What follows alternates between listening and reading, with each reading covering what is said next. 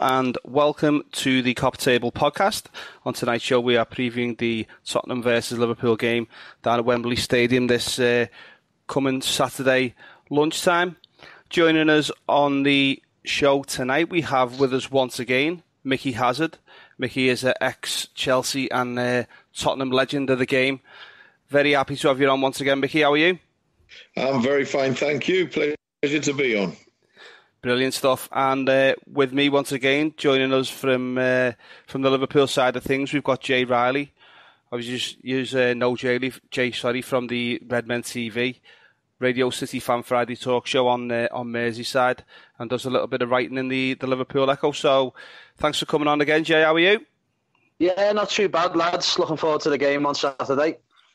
Brilliant stuff. Okay, I'm going to start off with Mickey, seeing as how the Tottenham is the home side this coming weekend. Like to start off with the comments that I was reading today, Mickey, about Harry Kane coming from Gary Neville last night, saying things like he looks like he's mentally and physically a bit out of sorts. And to be fair, I was doing a little bit of history regarding Harry Kane's games. Since 2015, he's played 175 games and basically not had much of a break. So is this something that you agree with, that Gary Neville saying his welfare needs to be looked after and he needs to be given a little bit of time out and a break in the near future? Listen, when you look at the amount of games that he's played over the last three and a half years, he's not had no break. He's played for the under-21s and tournaments. He's played for the full England team. He's just had the World Cup. So anybody would be tired. But it shows the attitude of the man that despite the fatigue he must be feeling, he's still putting himself out there to be shot at, trying to score goals for club and country. I admire him immensely. I think he's a world-class footballer, and I think that if he can just hang in there, I agree he looks a bit jaded, but I think he's a top player, and if he can hang in there, his legs will come back. Yeah, considering that Son has been missing, hasn't he? He's been out with his international team in the games over there. So once he comes back, do you see Pochettino sort of giving Harry Kane that little bit of a break that he requires, do you think? To be honest with you, I mean, if I was dealing with Harry, and I can't speak for how others would deal with them, but I wouldn't want him to miss any games. I don't want it as a fan and as a former player. I don't want him to miss any games. What I'd be doing is I'd be sitting them out all week in training. If you say to Harry after a Saturday game, right, you go and take your family to Spain for 4 or 5 days, and then come back on Thursday morning and do a bit of light training on Friday, and he can recover that way. I mean, I know whenever I was fatigued, I used to just sit out a few days training, and I'd rediscover my legs and my sharpness, and I was fine. So I don't want to see him missing games because he's a top player for my club. So rest him in training. Yeah, it's interesting. Yeah, that's an interesting point that you make there, Mickey. That's one sort of line that Pochettino could go down, isn't it, by just giving that little break from training. Yeah, spot on. Okay then, thanks Mickey. Jay, over to yourself. We haven't spoke since the last game. For the past couple of games, really, we haven't been firing on all cylinders. When do you expect this Liverpool team to start of hitting the top form and the heights that they have done in the past season? You're right in what you're saying. The first 4 games, we're top of the table. We've won all 4 games, but we haven't really played that well, have we? I mean, I know we beat West Ham 4-0 on the opening game of the season, but I still didn't think we got out of second gear. And then, ever since then, we've had 3 ugly wins, really, haven't we? Palace away, the game against Brighton at home was a little bit uncomfortable at times, really, in the second half in particular.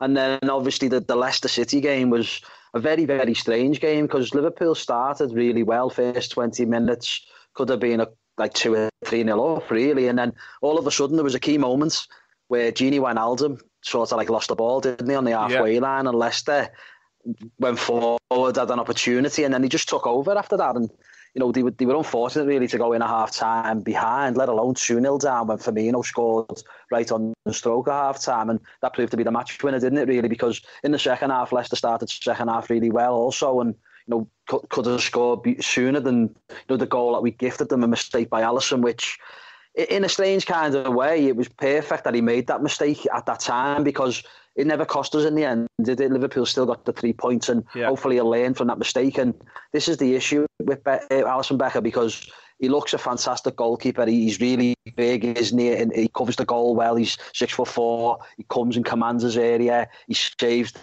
it well. He's good with his distribution, where not only throwing the ball out, also kicking as well. He's really good. But he's a risk taker, and we've seen it against Brighton a couple of occasions where he maybe got away with it a little bit, and that was probably coming, and it's come at the perfect time, really, because it didn't cost us. We didn't drop points because of it, and hopefully he'll learn from it. And he's came out now and said, hasn't he, that he'll cut it out now. There's a time and a place to maybe try that sort of thing. Certainly not inside your own box. And then it cost us, didn't it, the goal? But like I say, we got away with it. And I thought, realistically, there was quite a lot of players that didn't perform well at Leicester. And this is what I'm saying. It's quite remarkable, really, that we've won all 4 games, not really got out of second gear. Quite a few players not really performing to the levels that we know they can. Roberto Firmino's won. Mo Salah has not even really been anywhere near as good as what he was last season either. And Jordan Henderson struggled, I thought, against Leicester. He hasn't really been starting games. That was his first start against Leicester, and thought he had quite a poor game as well, really. So, quite a few players are not really at the level that we expect from them, yet we're still top of the table. We've still won 4 out of 4. And I thought that the changes that Klopp made in that Leicester game late on, when he brought Naby Keita on, when he brought Shaqiri on, I think Liverpool sort of seen the game out really well, didn't he? And I was very impressed with Shaqiri, to be honest, because he's not the sort of player that you would think, oh yeah, let's put Shaqiri on to protect the lead. You'd be putting Shaqiri on to try and, weave a little bit of magic to create a goal for us. But it was actually the opposite against Leicester. He kept the ball really well, and basically wasted at times, but he kept the ball for me, and Liverpool controlled possession a lot more when he was on the field, so as well as Keita. So, all things considered, it was a massive 3 points. And then, unfortunately, we've just had the international break now, haven't we? And it's never ideal, is it, being the first game back after an international break, being a 12:30 kick-off, and of course we've got a tough trip, haven't we, against Spurs away? Yeah, like you say, few players have struggled recently, and hopefully after this little break that they've had, they'll come back and start firing once again. But once back over to you again, Mickey. Just looking back to the summer transfer window, Spurs didn't make any signings, did they? Was there something that surprised you? And looking at the next run of fixtures, especially coming up with the Champions League games and things like that, do you think Pochettino's now got a squad that's strong enough to give it a go on all 4 fronts? Well, yeah, I think he has. I think he's certainly got a team that's more than good enough to compete on all 4 fronts and challenge on every single trophy. What I will say is that what's important here, and not just for Spurs but for every club, is that when you sign players, you don't sign players for the sake of.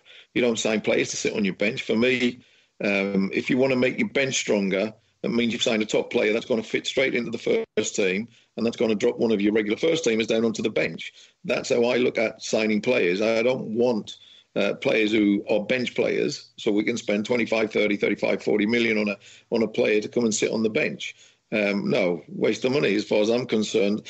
We want to sign players that are going to take and get a first team place almost instantly, which relegates someone to the bench and therefore makes the bench far stronger. That's how I see the business. And if Poch didn't find anyone in the summer, in the window, to fit that role, then don't sign anyone. That's my motto. Don't sign anyone until you've found the right player. And at a club like Spurs, where you've got a very, very strong 11 players, it's difficult to find that player that will fit and walk straight into the first team. So be patient, wait your time. You will eventually find a player that will do that.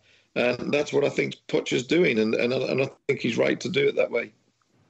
Yeah, it's a similar situation that's happened with Liverpool and Jurgen Klopp. He didn't get his summer signings last year, and he waited for Van Dijk until January. He didn't get Keita last summer. He didn't go out and buy anybody else. He waited for him. So it's probably a similar thing that Pochettino's doing. Like you say, is he hasn't found the ideal person who fits his profile of a player, so he's prepared to wait and give the lads a chance that's already there. But one player I would like to ask you about, Mickey, young lad who's been coming through the ranks. I've known about him for quite a while now. Played at Liverpool the other week in the under-23s. It's Marcus Edwards. I believe he's got a very bright future in front of him. Well, I mean, you hear lots of things about Marcus. The cameos that I saw him in a game last season where I thought he came on and absolutely lit White Hart Lane. Sorry, it was a couple of seasons ago. Lit White Hart Lane up, and he was superb. He looked very much.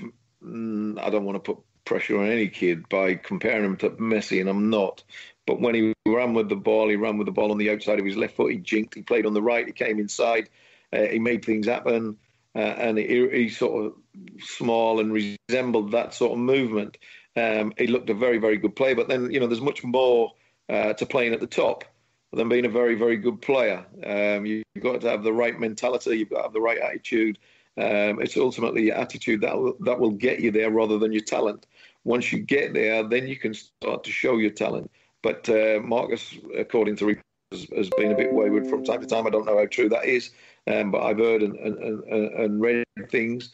But he is a very, very special talent, and I'm sure one day when the enormity of what he's trying to achieve sinks in fully, I'm sure there's a big future somewhere for him, even if it's not at Spurs. But he's got lots of talent, and he's an exciting. And you hear about Southgate the other evening talking about young creative players being developed by the English clubs. Marcus Edwards is one of those special talents that, given the opportunity to develop, and under Poch, I think he's got the right man to guide him. I think that he could be a very special talent, yes. Yeah, probably similar to what he done with Harry Kane, didn't he? He introduced them during that Europa League run and started giving them games, substitute appearances, and then basically I think the pressure of the crowd at Tottenham got too much, didn't it? And he was basically forced to start playing Harry Kane because he was playing that well at the time.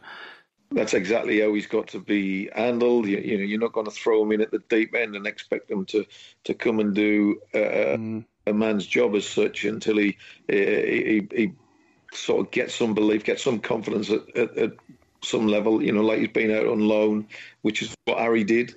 Harry went out on loan to 4 or 5 clubs and came back, and now he's like the best striker in the world, or the best goal scorer in the world, best number 9, although he plays number 10.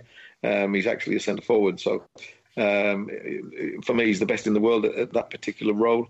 But he had to experience lots of what Marcus has experienced, going out on loan and trying it at other clubs. Yeah, and another player who's not featured as of yet is Fabinho. He's been out with Brazil. Looks like he got 90 minutes under his belt in the previous game. Is it a similar situation with him, or do you see him coming in earlier than Shaqiri? When's his likely debut for you, Jay? It's a strange one with Fabinho because he played most of the pre-season games, didn't he? And then all of a sudden, he got an illness, didn't he? And then he just he missed one of the games, and then all of a sudden he's just not played a game for us at all so far. And it's a bit baffling, really. But if you look back to what happened with Andy Robertson last season, he only played a handful of games, and then he actually got his opportunity in December time when Alberto Moreno got injured in the league game against Spartak Moscow at Anfield, and then that was it then. He's never looked back, has he, Robertson? He's been fantastic. And similar with Oxlade-Chamberlain as well. It took him about 10 games before he running the side. He was coming off the bench quite a lot. And maybe it's just Klopp's way of getting him on the training field and trying to drum it into him of how he sees him fitting into the side and where he wants to play. And, Klopp knows best, doesn't he? He's been fantastic for Liverpool so far as Liverpool manager. So, we've got to trust him and put our faith in him. And if he doesn't think Fabinho's quite ready to start games for us, then, you've got to just trust his judgment on it. But he played right back, didn't he, for Brazil, which is a position that he's actually played when he first started out at Monaco. So, he's got a few little strings to his bow there where he can play centre-half, he can play right back.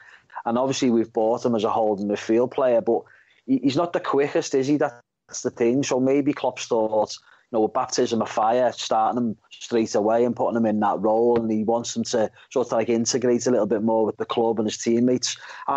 It's a bit strange. I mean, as I say, he did look quite good, I thought, in pre-season, and there's an account on Twitter there who follows the Brazilian football, and they rave about him say they reckon he's the best holding midfield player in obviously in Europe, in the world. So, that's high praise, really, considering he doesn't get too many caps for Brazil. But he's only a young lad, really, still, isn't he? He seems a bit older than what he actually is, but he's still only quite young. I think he's 24, isn't he, or something? So, like I say, it's massive future ahead of him, really, and hopefully he will get game time. And as I say, it's a perfect month now because we've got loads of games. They come thick and fast in 3 different competitions. So I'm quite sure that he will get a couple of starts in games. But once again, as I said before about Shaqiri, I can't see it being at Wembley on Saturday against Spurs. I couldn't really see him starting against Chelsea either at the end of the month at Stamford Bridge. So, you've got to be looking at maybe the Southampton game at home or the Carabao Cup game against Chelsea. So, like I say, it's we've just got to trust Klopp, really, and that's the beauty of it now. Liverpool have got a much bigger squad. So it's what we've wanted and what we've craved. So, I'm sure he will use the squad depth as the season goes on. Spot on. Cheers, Jay. Right, okay then, Mickey. Looking forward to the game on Saturday at Wembley. Dele Alli pulled out of the England squad this week with a minor muscle injury. Do you think that was just a precaution, and he'll be fit to take his place on Saturday? Yeah, 100%. Dele will play on Saturday. I think that it was a precaution. I was very pleased myself that he pulled out. I was very pleased to see Harry sub, and because we had 9 players playing in the World Cup semi-final. So it's important that they do get some respite from the pressures, the psychological pressure of playing the game, not just the physical pressure. And it was great to see that a little rest and before what I think is a very, very big game on Saturday. We're a very, very good side. They've got a tremendous forward line. And without being at their best, and a bit like Spurs, we haven't found our best form yet. But 3 wins out of 4 and 4 wins out of 4 speaks volumes for both sides that they're capable of winning when they're not at their best. And that's how you win championships. Simple as that. So both, for me, will be in the running come the end of the season. Yeah, I watched the game that you played against Manchester United. I thought the first half that United had quite a lot of the possession, but then second half, Tottenham really, after they scored, really they seemed to blow Manchester United away, and then go to the Watford game, and they sort of struggled a little bit, didn't they? And Watford took the 3 points in there. Just think, this is an issue that Pochettino now needs to address. This sort of little bit of inconsistency that's happening for the Spurs side.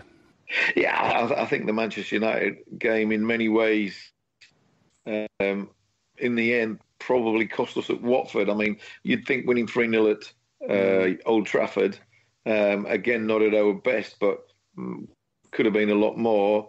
I didn't think United played very well, not in the first half either. But I thought that we weren't at our best and we blew them away.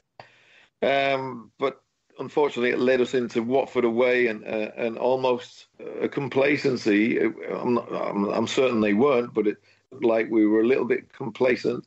Felt that the win was going to come, and then late on in the game, sort of looked a bit fatigued. From players not having a top pre-season. So will we learn from that? I think it's a great learning curve to lose against Watford, because I think that it's opened our eyes up. We'd started the first 3 games, won all 3, not being at our best, and now we've had a kick in the teeth at Watford. I think we will bounce back. And the sign of great players and great teams is all that you bounce back from a bad defeat. That was a bad defeat for us.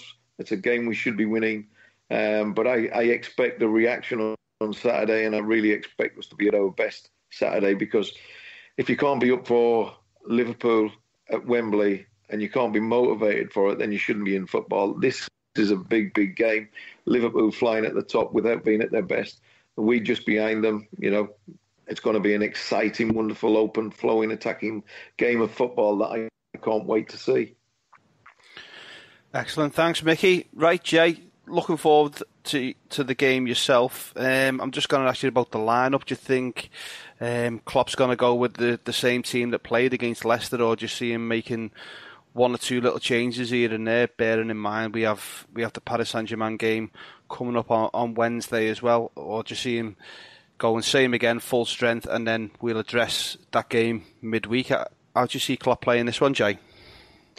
I think the only dilemma is whether or not Naby Keita starts in place of either Jordan Henderson or Gini Wijnaldum for me, because I don't think it worked. The midfield area, we struggled against Leicester, and I thought Henderson had a bit of a poor game, but I think Gini Wijnaldum had his worst game of the season as well. I think the first 3 games, Wijnaldum was absolutely outstanding. But against Leicester, he struggled a little bit, just as much as Jordan Henderson did.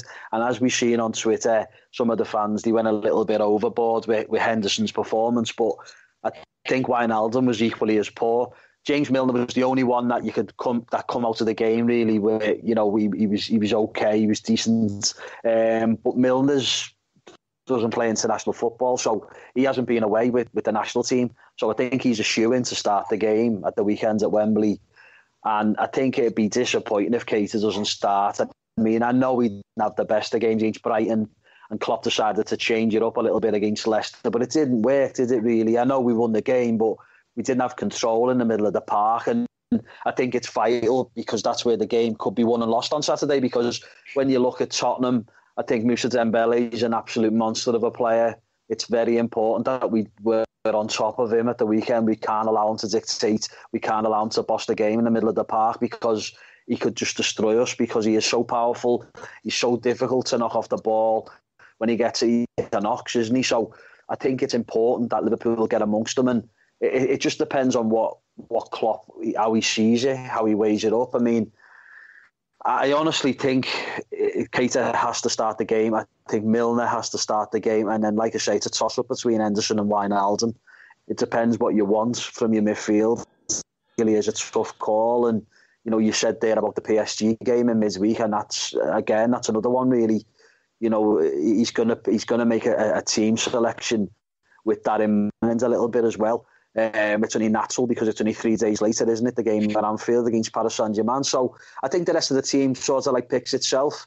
I can't see the defence being any different because both fullbacks, you know, the main men aren't the Alexander-Arnold at right back, and then Andy Robertson left back, centre half pair, and Joe Gomez has been absolutely outstanding this season. All 4 games he's played really well.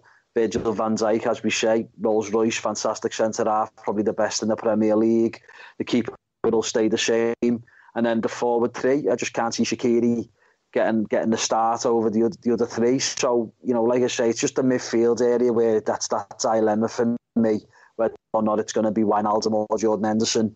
And then, you know, as I say, just have to see how it goes, because this is a very, very tough game. I think Spurs, everyone was well documented in the summer that he never signed anyone, and people questioned, will he get top 4? 100%, in my opinion, they get top 4, because what people are forgetting is this Tottenham side are all comfortable with each other. They've played together for 3 or 4 seasons now. They're a very, very methodical side. They score goals with, obviously, Harry Kane, Dele Alli, Christian Eriksen. Lucas Moura has chipped in. Now he's been at the club a couple of months. He's settled in back end of last season, started this season off really well. And they're also very solid as well defensively. 2 fantastic centre-halves in Alderweireld and Vertonghen. Davinson Sanchez is not bad either, by the way. And then a very good goalkeeper, World Cup winning goalkeeper, Hugo Lloris. Trippier, as we all know, fantastic full-back. If there's one area where I think Liverpool can target them, it's maybe the left-back area, because I've never been much of a fan of Ben Davies. And I think Danny Rose is the best of the 2. But he's just recovering from quite a bad injury, really, and he's still a little bit rusty. I take on board he played well for England in midweek in Switzerland.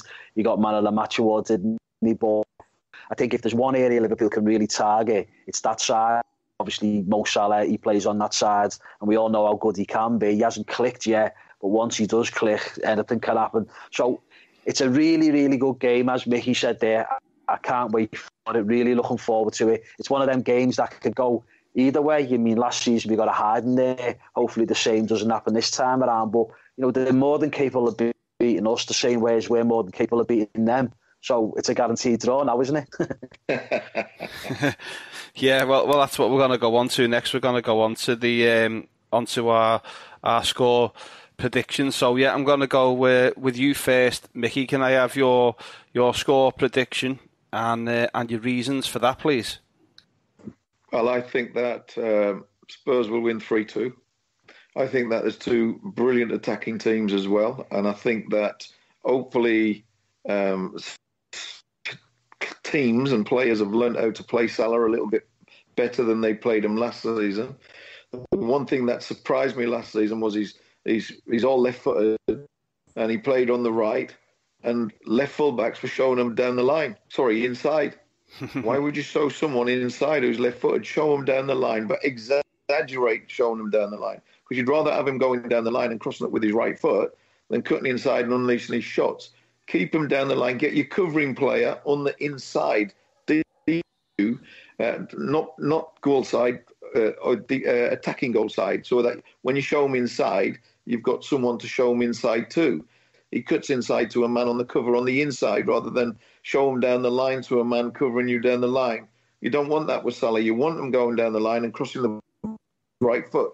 So I hope managers and players have learnt a little bit about his strengths and his weaknesses and play him accordingly, because if they keep showing him inside, he's going to score goals for fun again.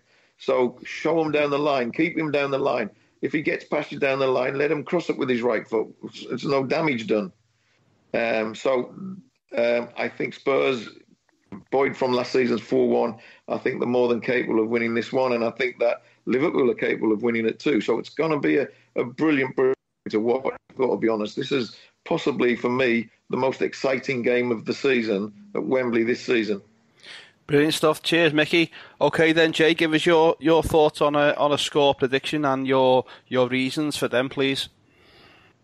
Well, as I said before, I think it's going to be a really tough game because Spurs are a very good side, quality side, and people go on about Liverpool, the nearest contenders this season to challenging Man City for the title. Well, I think Liverpool and Spurs are both the nearest contenders because Spurs have been very consistent the last couple of seasons. And I just think it's been a little bit disrespectful to them, to be honest, because they are such a very side. And to me, if any team's going to drop out the top four this season from last year, it's certainly going to be Manchester United, in my opinion. But anyway, going on to this game, for me, normally what I would say is when you're playing a top team like City, like Spurs, like United, like Arsenal, Chelsea, what have you, you would always say if you can win your own game against them, you take a point in the away game at their grounds. And I do think a draw would probably be a good result for Liverpool, all things considered, because, obviously it's a really tough away game. Spurs are already 3 points behind us, so if we draw the game, we'll still stay 3 points ahead of them in the table. But I've just got this little feeling that Liverpool are more than capable of going and winning, and I think they want to right that wrong from last season. And I just think sooner or later, the likes of Mane's done quite well this season already, but the likes of Mane, Firmino, and sooner or later are going to click. And when they click, anything can happen. We could score goals for fun against anybody, anywhere. It doesn't matter who we play, whether it's in Europe, whether it's against City, Spurs, whatever, Man United in the Premier League. You just know this Liverpool team. If they click, they will score goals for fun. Now, I'm not gonna sit here and say I think Liverpool are going to bypass Spurs at the weekend. I don't think that at all. But I've just got a little feeling that we might just have the edge at the weekend. I really do. And neither side has been great so far this season. Obviously, Spurs have won 3 out of 4. Liverpool have won 4 out of 4. And I just think we might have the momentum. And I just think we might just about do it. So I'm going to go for one of my favourite score lines and a 2-1 Liverpool victory. 2-1 victory for you, Jay. Yeah, so Mickey 3-2, 2-1 for Jay. I'm going to sit on the fence a little bit on this one. I think, like you have both said, it's going to be a difficult game for both sides. I think this game, if it's either going to be won or lost in the midfield areas. Obviously, with the Dembele and Eriksen, Ali dropping for Spurs, and then you've got Keita, Wijnaldum, and possibly Milner. I just think it's going to be a fascinating battle in that midfield area. You've also got the Van Dijk versus Kane to add into the mix, and also, like you say, the front three of Liverpool coming up against that back four of Tottenham. I think the front three of Liverpool if Sanchez doesn't play, will have the pace on them. I don't think Vertonghen and Alderweireld are the quickest of centre backs, and certainly Mane and Salah would have the legs on them too. Not so much Firmino. He's more. He plays the game in his head, doesn't he? He's not as quick as them. He plays the ball on the floor. So I just think it's going to be a very, very even game, and I'm going to go with a 2-2 score draw myself. So, just before we go, lads, I'm going to introduce the band that's been in touch with us on Twitter this week. They are an unsigned band. They're from the Liverpool area, 3-piece band. Was nominated for the Best Unsigned Band in 2017. These guys go by the name of Shimona, and the song I'm going to play for you tonight is called Familiar Radio.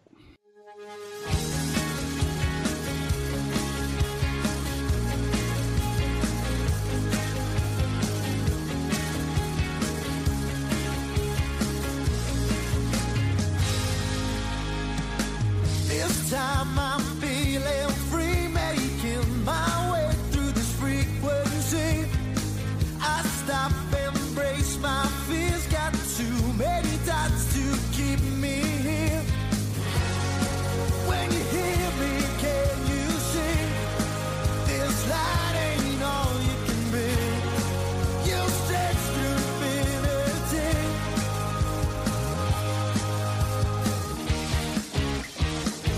Just a stepping stone. You gotta take it slow. Higher and higher we go. Familiar radio. Familiar radio. Familiar radio. Familiar radio. Might fall away sometimes, but I must only realize in this search space and time, I must start with what's inside. When you hear me, can you see? This light ain't all you can be. You stretch through infinity.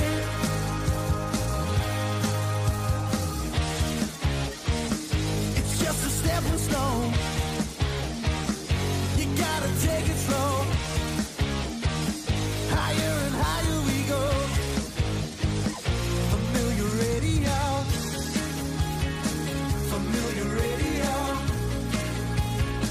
Familiar radio. Familiar radio.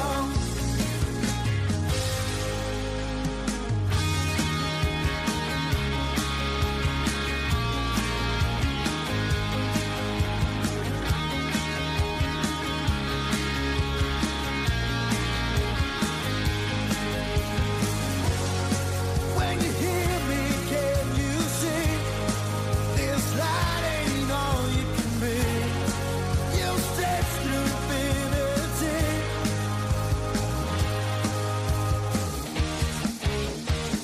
It's just a stepping stone. You gotta take it slow. Higher and higher we go. Familiar radio. It's just a stepping stone. You gotta take it slow. Higher and higher we go. Familiar radio. Familiar radio. Familiar radio.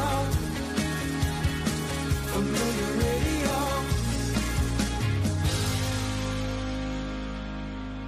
And that song was called Familiar Radio by Shimona. You can follow them lads on Twitter. Their handle is at Shimona95. Plenty of stuff on. They've got a website. They've got a YouTube site.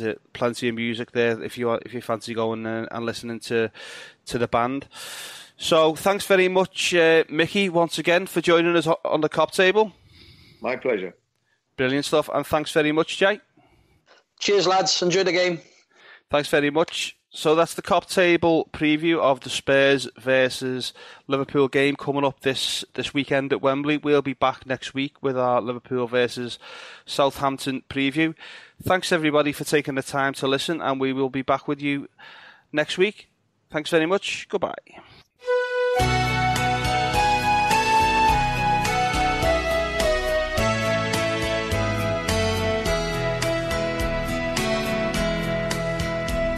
Outside the Shankly gates, I heard a copy calling.